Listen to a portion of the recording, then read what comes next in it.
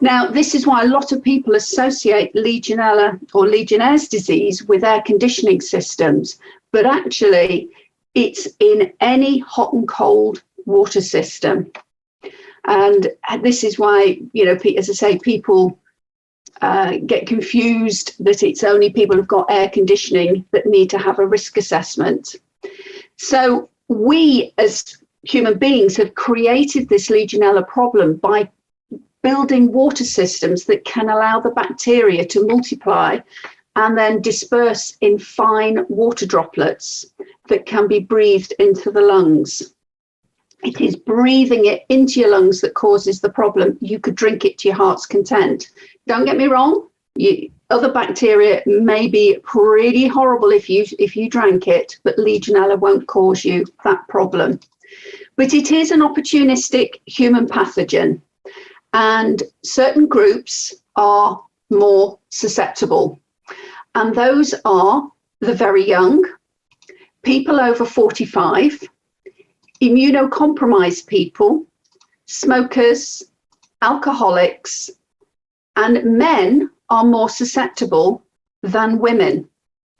But to put it into perspective, only 1 or 2% of people exposed to infectious levels of Legionella catch the disease, but of those, 10 to 12% will die. Up to 30% of hospital-acquired infections are fatal. If it is diagnosed correctly, it's easily treatable with antibiotics, but it's a very, very serious illness, and recovery is seldom complete. And there's likely to be residual pulmonary and renal damage if you're unlucky enough to contract Legionnaire's disease. And in severe cases, there may be gangrenous complications requiring amputation of digits or limbs.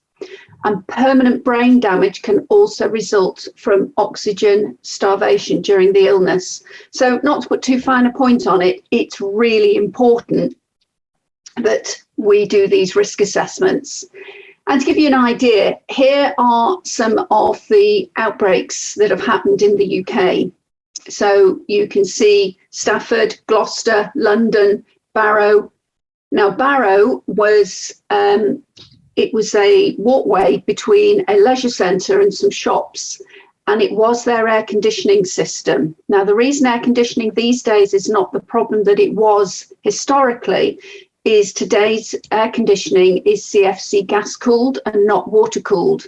So although you've got to make sure you drain any water that's collected, that's cooled, in older systems, that cooled water would be wafted by fans, and it was that drift was coming down into this passageway, and people just going about their normal everyday lives were unbeknowingly inhaling that aerosol.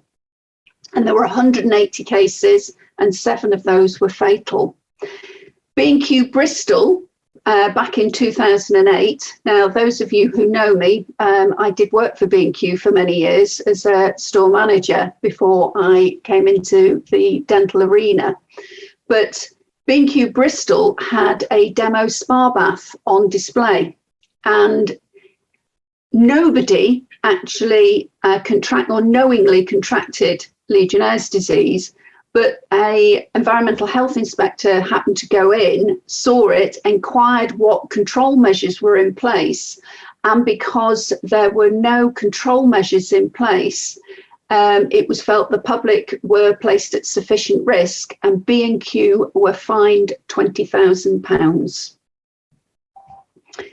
More recent ones, 2010 in the South Wales Valleys, in Edinburgh, Stoke-on-Trent, another hot tub display. It's amazing, isn't it? And in London, there was a water cooler. So keep on top of your water coolers, guys. So to give you further background, it's caused mainly by the Legionella pneumophilia bacteria or bacterium. Now, there's several interpretations of that, but the one I tend to stick with is pneumo, Philia is lung loving, and I said it's inhaling it into your lungs that causes the problem. Now, there are various different levels of the disease. You've got the full-blown Legionnaire's disease, you have Pontiac fever and Loch Goilhead fever. Now, Pontiac and Loch Goilhead are just merely named after the places where they were first identified. It's contracted, as I said before, by inhaling water droplets containing the bacteria, and it's non-contagious. And as I mentioned before, it's easily treated with antibiotics. But to give you an idea, symptoms tend to get worse during the first 4 to 6 days, and then they typically improve in another 4 to 5. But symptoms are very similar to gastric flu. But you can have chest pain, you can cough up blood, there's fever, you've got usually diarrhea, nausea, vomiting, abdominal pain, general discomfort and uneasiness, a general malaise. And as you can see, that can be very similar to full-blown flu. Now, just as a quick aside, my brother was a GP, and when people would come into him and go, "Oh, I've got the flu, doc," and he'd go, "So if I went and put a £50 note in the middle of the field, could you go and get it?" "Well, yeah." He said, "You haven't got flu then." And this is the same with Legionnaire's disease. It will wipe you out. So, right, here we go. Come on. So, proliferation of Legionella. It's present in most natural sources of water. It's common in natural rivers and lakes, as well as artificial water systems, so such as our hot and cold water systems, storage tanks, pipework, taps and showers. It is not just restricted to those premises that have cold water storage tanks or are storing water. It can still happen in combination boiler systems, but I'll come back to that. It can even be found in soil. It's been found in potting compost, just to keep you aware. So don't go sniffing your potting compost, those budding gardeners out there. It survives between 6 degrees and 60 degrees Celsius. All right. It doesn't thrive at 60. It is usually begins to be killed from about 50, but it remains dormant below 20 degrees Celsius. And it will multiply between 20 and 45 degrees. Now, a veritable rave party will be going on in your water system with temperatures between 36 and 37 degrees, especially if there's a suitable supply of nutrients. But high temperatures above 60 degrees will kill the bacteria very quickly. But the reason I've said it can survive up to 60, it has been found alive at 60, not thriving, but it has been found alive. And this is why we've got to really make sure our water systems are at the correct temperatures. Now, to go back to the suitable supply of nutrients, those of you who've had either myself or Ivy come and visit will know that we are photographers extraordinaire of tap spouts. And this is why. Here's a tap spout.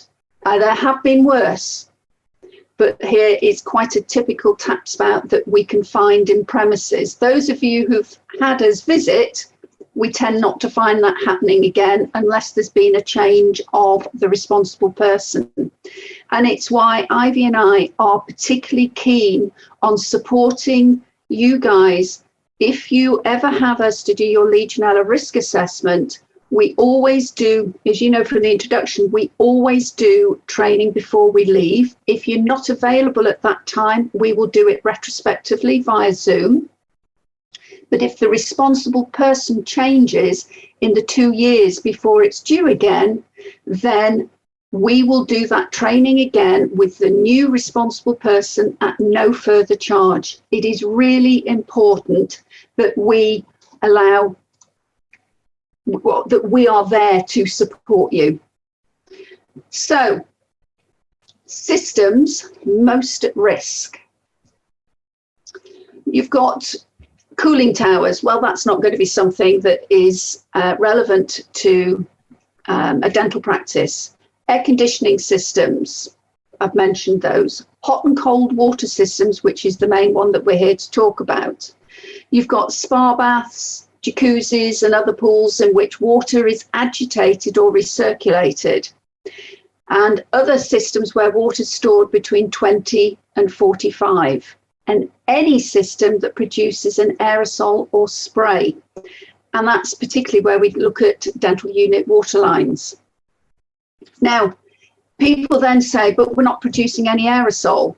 My answer to that is, and I'm quite sure, it's stuff we're all aware of, but you would never in a million years store your toothbrush near a toilet. And when you say that to people, they say, well, something might splash on it. That's aerosol. It doesn't have to be a mist that you're inhaling. It just has to be that one drop that could cause the problem. So let's have a look at water systems in buildings. Legionella may be present at low volumes in mains water. Now, we can eradicate it with chlorine. But if you completely eradicated Legionella bacteria, it would render the water non-potable. You would not be able to drink it.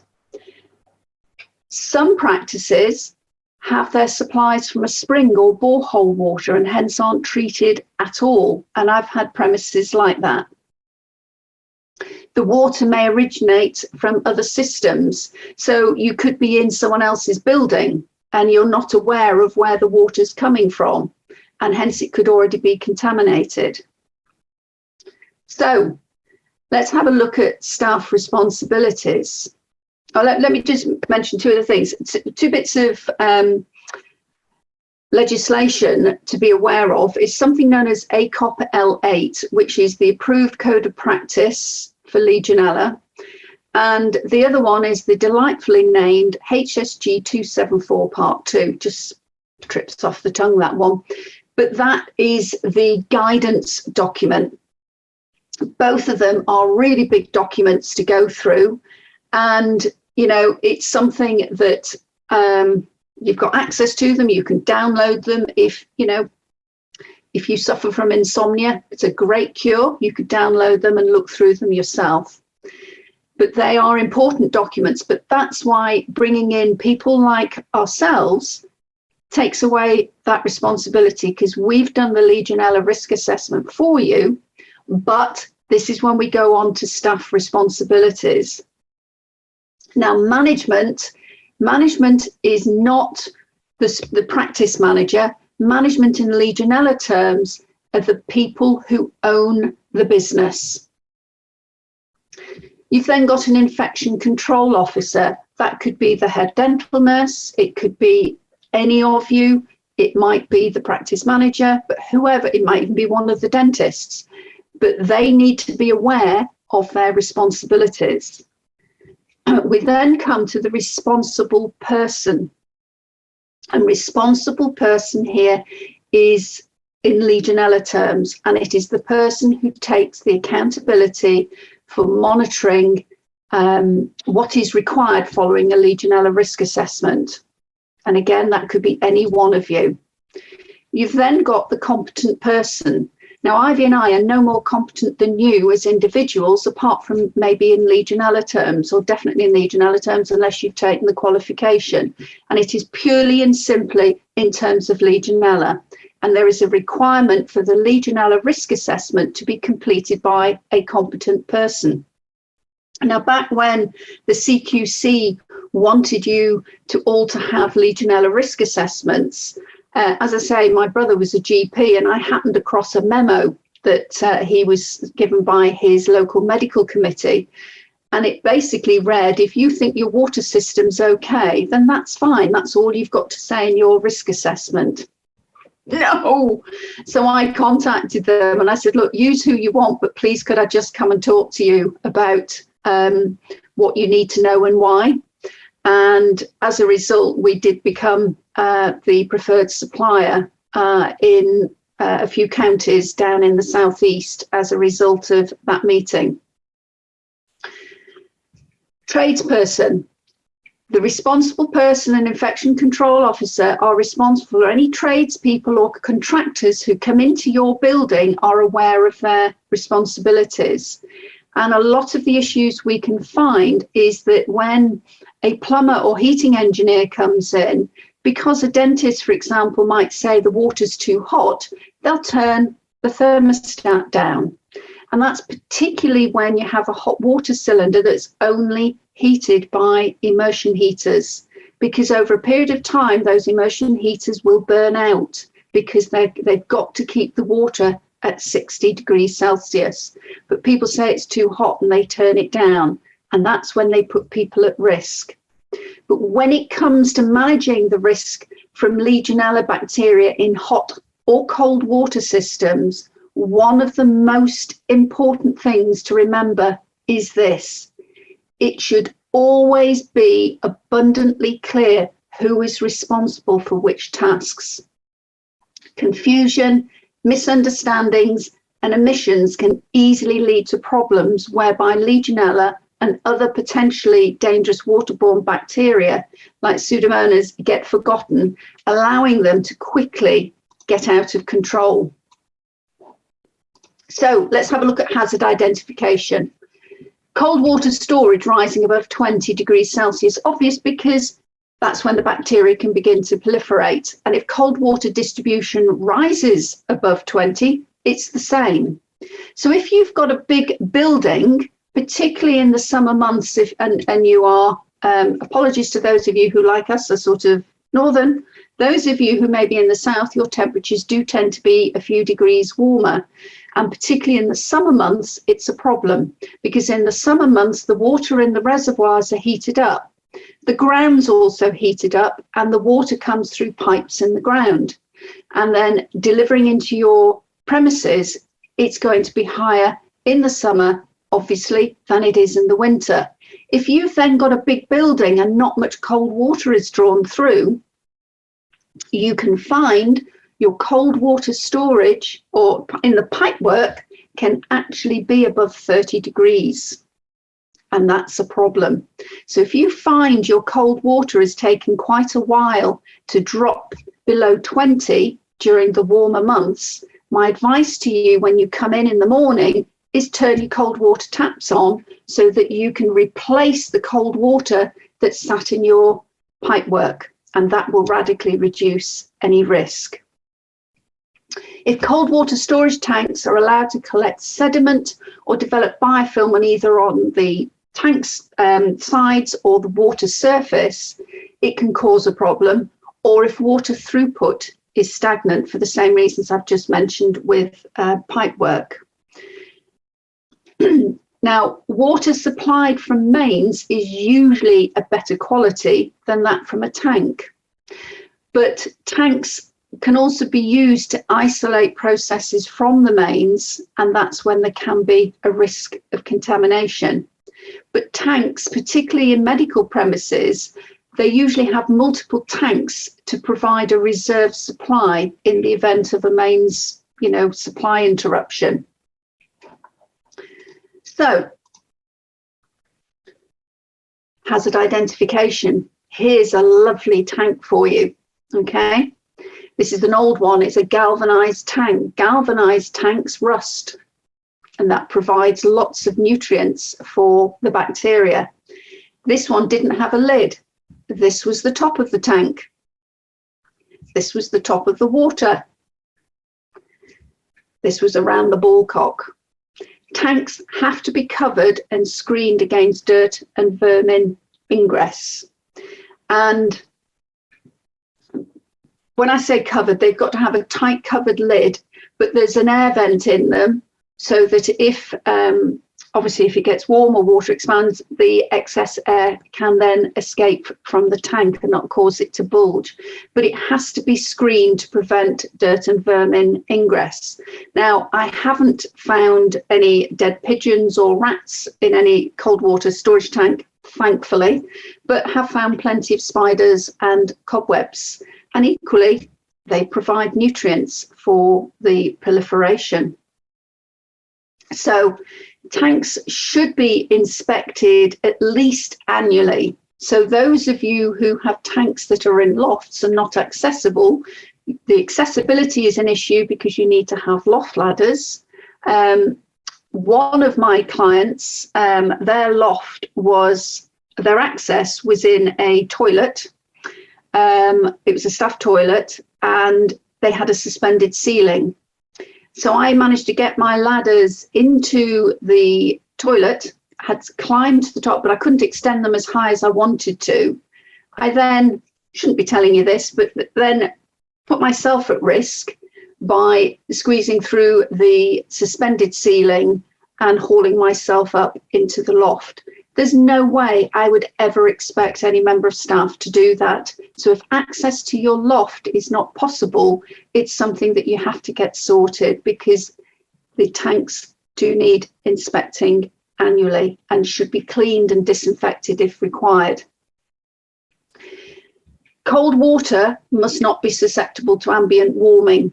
So tanks also need to be insulated. Now, obviously, if the water's warm, it will keep it warm. But if the water is cold, it will stop the ambient temperatures from heating the tanks up. And obviously, this is most difficult when tanks are in a loft, because lofts get very, very warm. So, hazard identification. Here we have, and this was in a dental practice, here we have a hot water cylinder, or a calorifier as we call it in Legionella terms, and there's no lagging round it, and there's a cold water storage tank above it.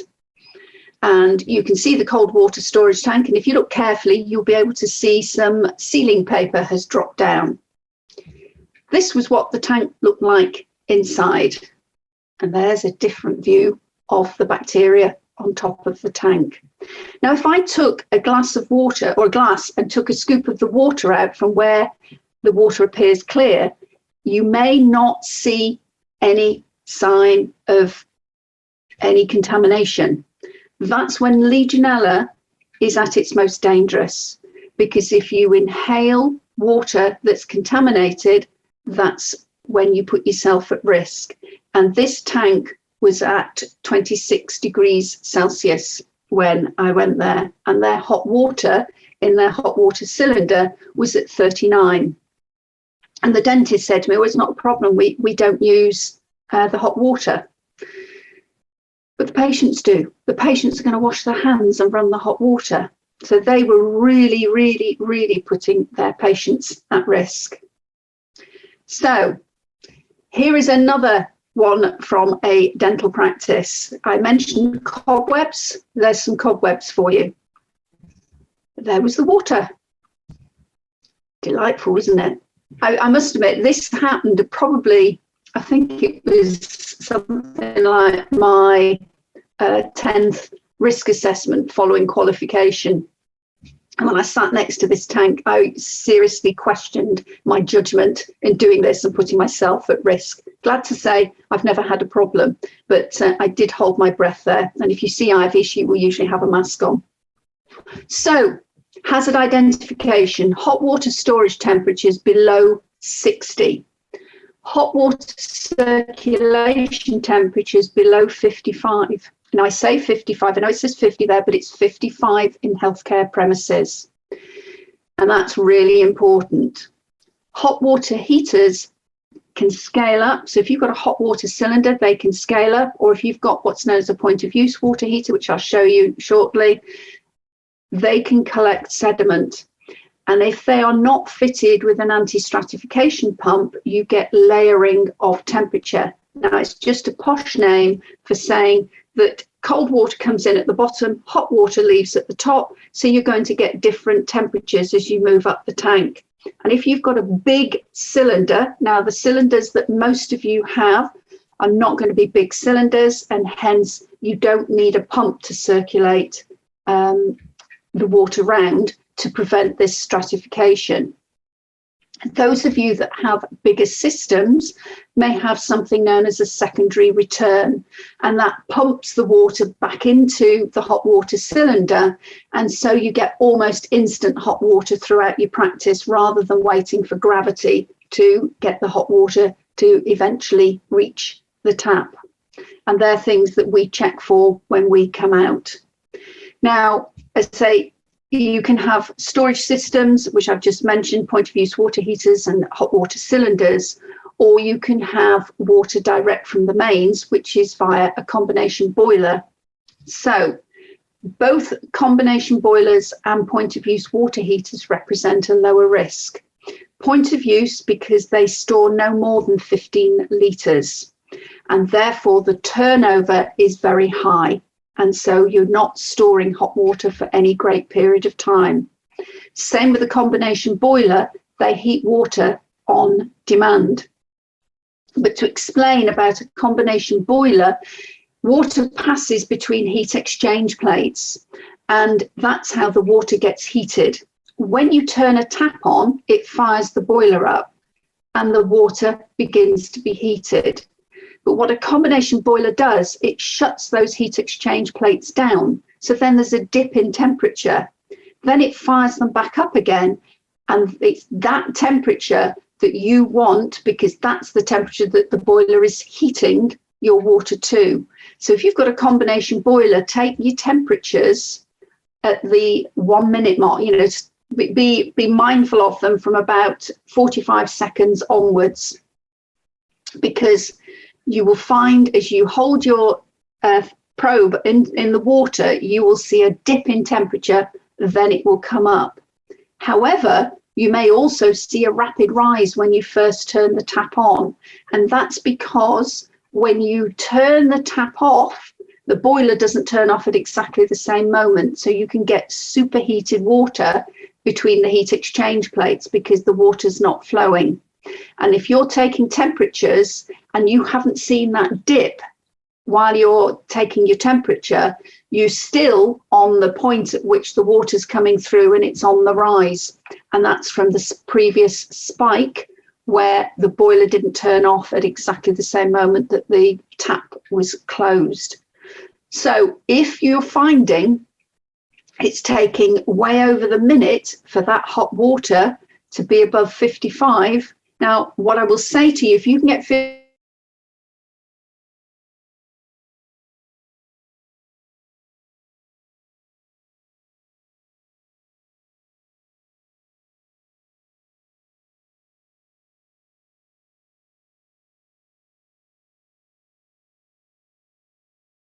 there's every chance the spike will be above 65.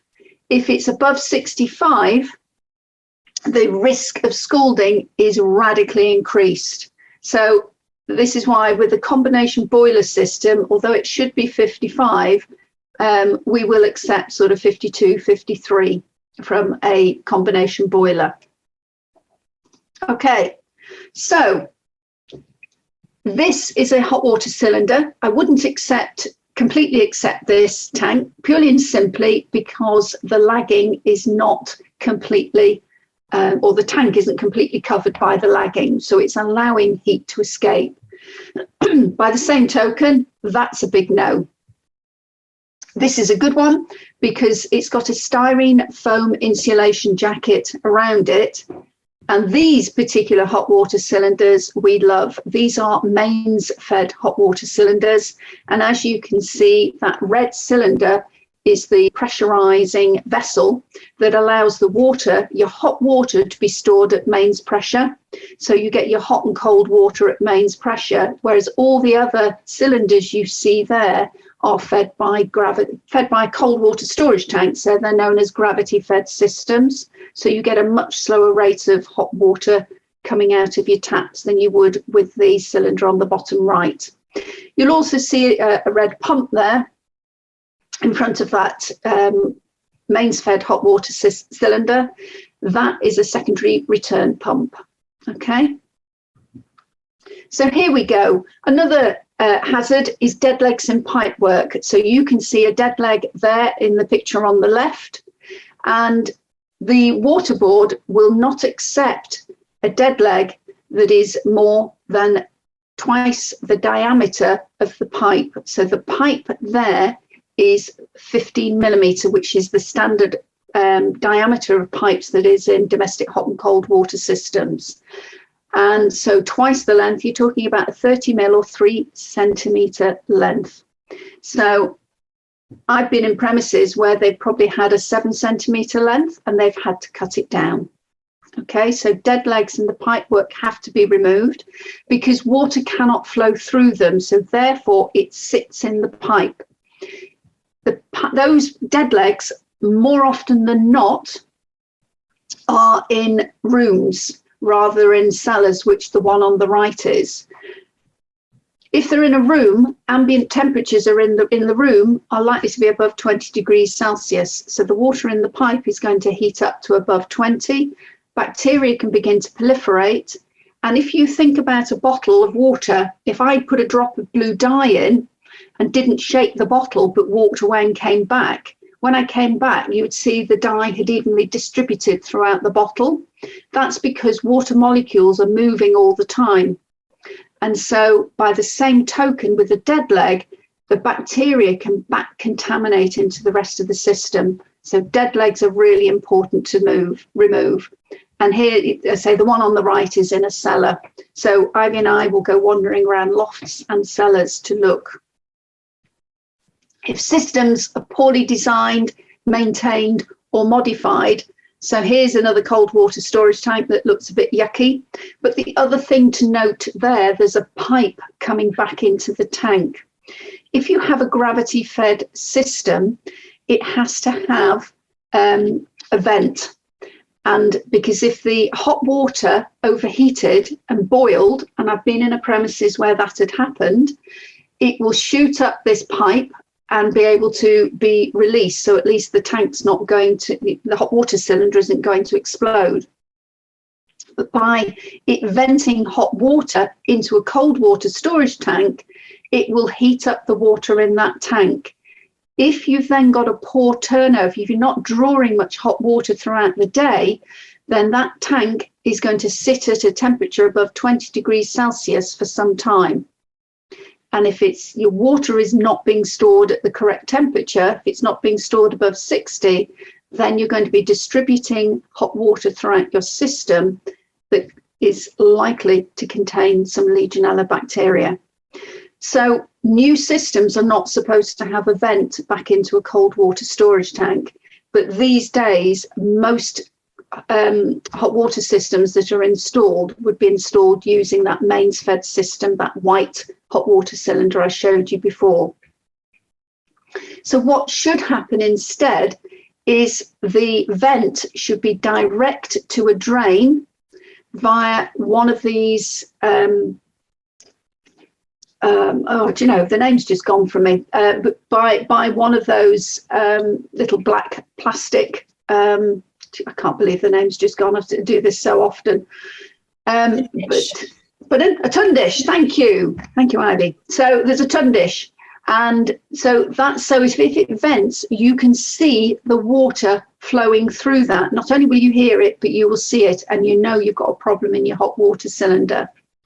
Now here's great cold water storage tanks here, but because they were not insulated, although you can see polystyrene behind them, the tanks themselves were not insulated. On the occasion that I went there, it was winter.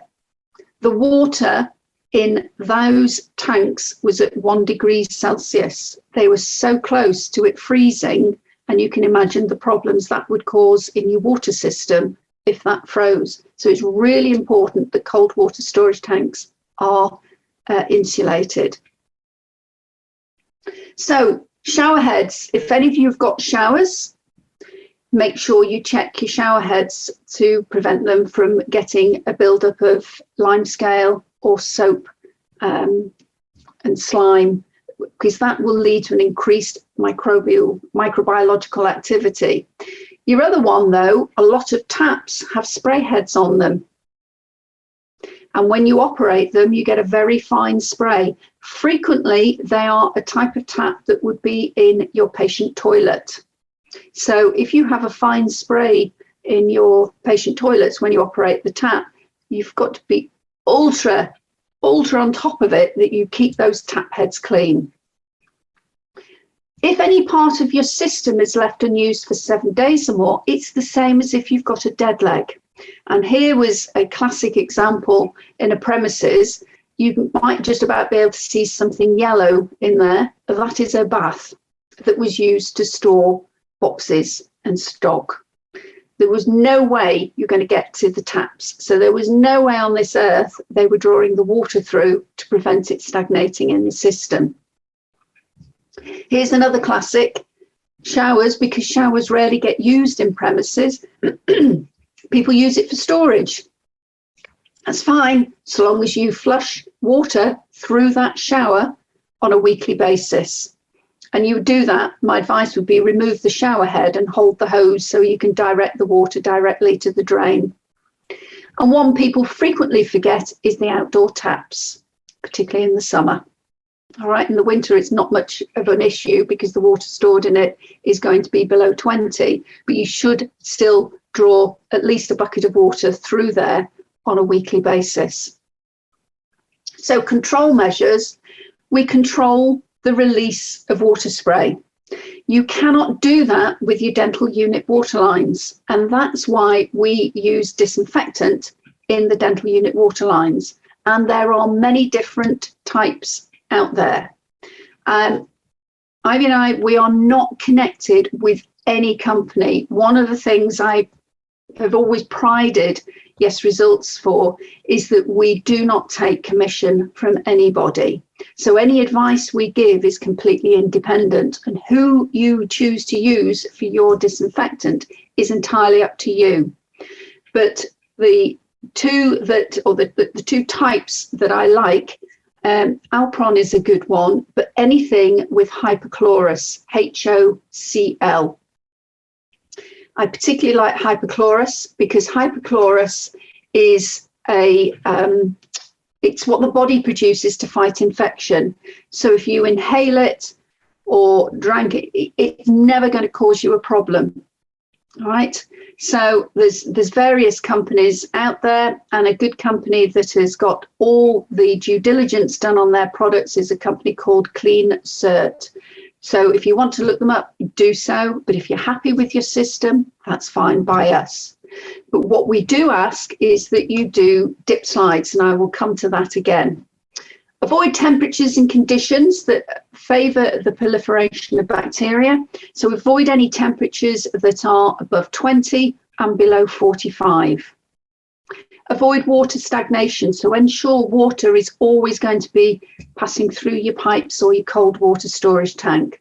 And avoid the use of materials that can harbour bacteria or provide nutrients for microbial growth. There are some companies out there, when they do the Legionella risk assessment, they will ask you to remove any flexible hoses that go from the copper pipework to the tap. Now, if they are the standard length that are provided with the taps and they are RAS approved, which is the Water Regulatory Advice Service, if they're RAS approved, then I live with it. I would say they're fine because you would have those in your home. But there are some practices that I've been in where they've had 1 or 2 meter lengths of the flexible hoses. Absolutely no way, because the flexible hose can harbour bacteria, whereas the copper tubing, it's way reduced by using copper tubing. So the most commonly used method for reducing the Legionella risk is temperature control, and that's the control measures that we recommend you use, and that's by taking temperatures of your hot and cold water supplies. Obvious, hot water hot enough so it's not going to allow the proliferation, and cold water cold enough, and your water system's clean. So cold water storage tanks or hot water cylinders should be no larger than necessary. They should be clean. If it's a cold water storage tank, close fitting lid, insulated, fitted with an insect screen on the overflow pipe, and inspected and cleaned annually if they require cleaning, but they should be inspected annually. Hot water systems should be recirculating.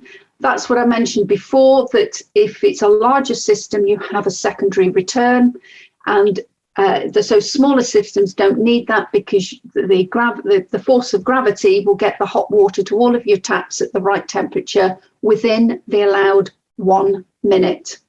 They should store water at 60, and they should deliver water at 55 degrees C in healthcare premises within a minute at every single outlet, hot water outlet in your premises.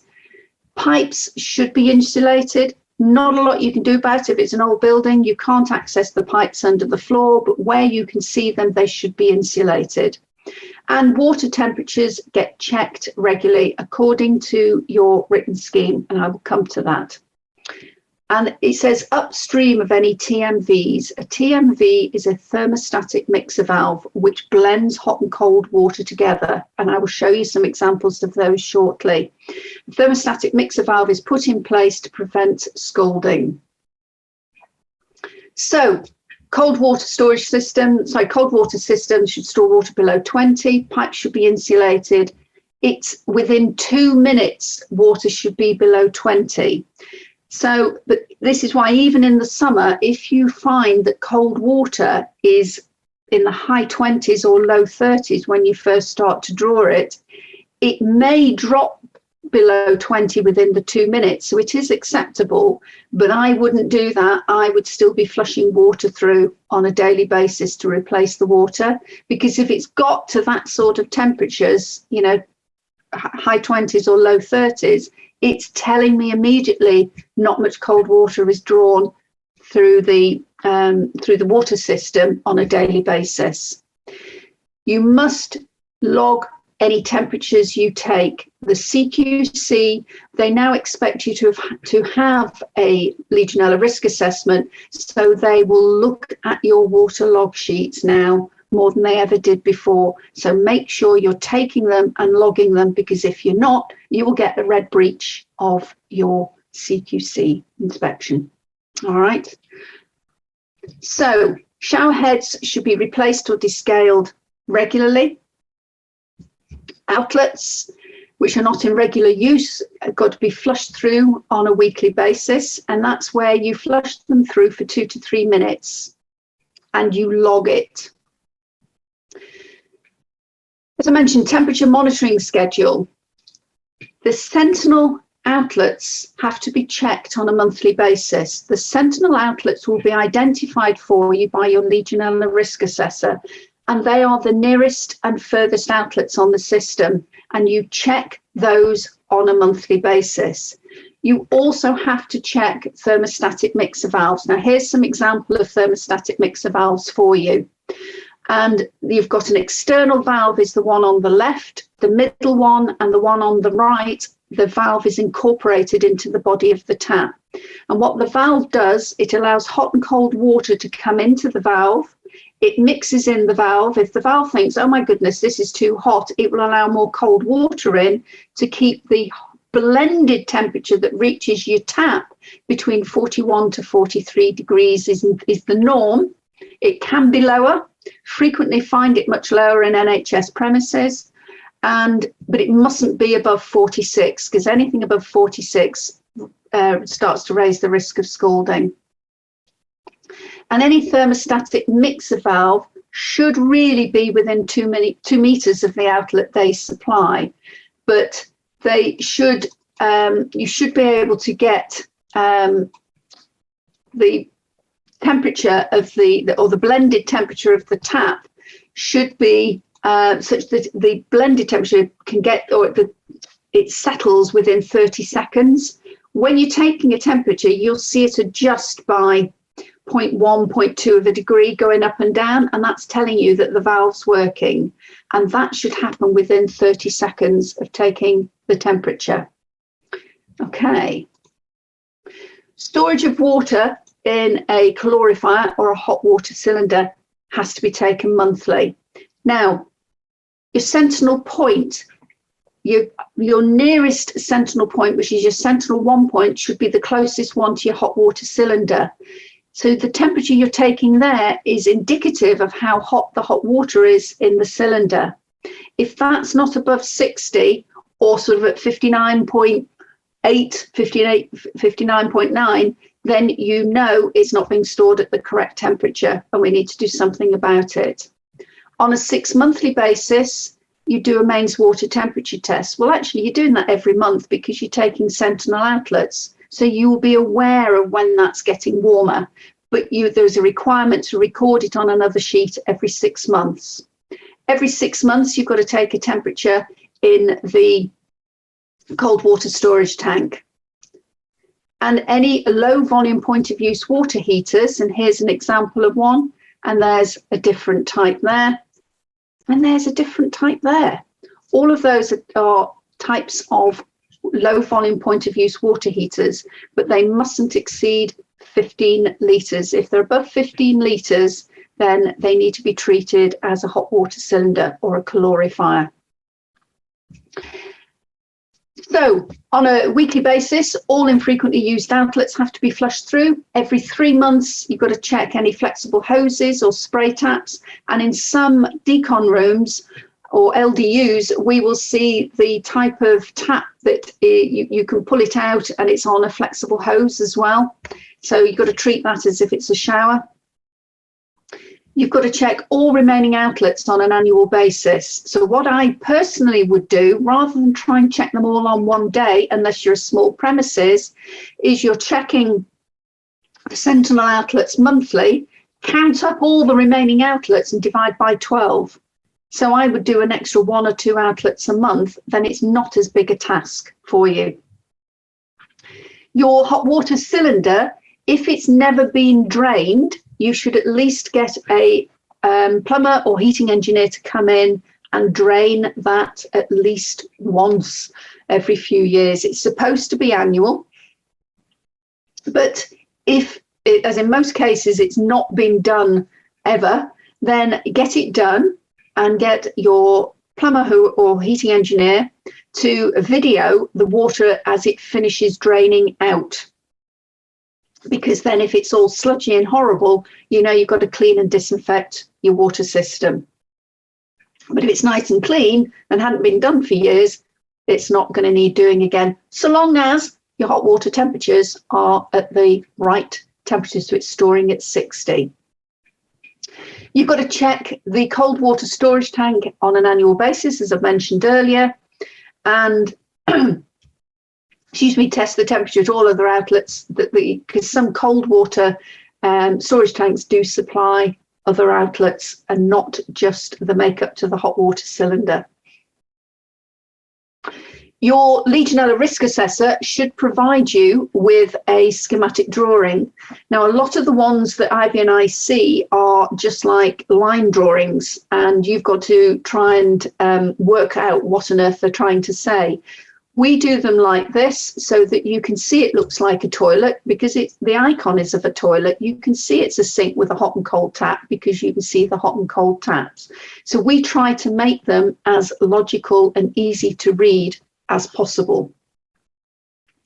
Okay, routine biological monitoring, according to HTMO 105, it's not required apart from situations where there is taste or odour problems. So the checking of TVCs or total viable counts is not considered to be necessary. However, all of my clients do the dental unit water lines every 3 months. And as it happened, Ivy went out to a premises and they'd had someone had been testing the hot and cold water supply with the dip slides, and they came back absolutely horrendous. There was a big problem of Legionella. So poor Ivy had to instruct them that they had to get their system cleaned and disinfected straight away. Thankfully, it was a Friday and they got it done over the weekend. Now, we don't have any authority to close you down. We're here to support you, and we would never, ever suggest that you needed to clean and disinfect your system unless we believed that that was necessary. So if it is, you get it done. You've got to keep your records up to date. You have to have emergency contingency plans in the event of mains power failure or mains electric failure. And you also have to have procedures in place or detailed in the event of an outbreak of Legionellosis. You have to be able to go, yes, I know what I've got to do if this happens. So that's it. That's me done. And I do hope that you have found that useful. I'm just going to stop sharing. But if you want to contact us, I mean, Ivy will tell me off now because I haven't got a picture of her on there, but I'm just showing you, we go into some crazy places.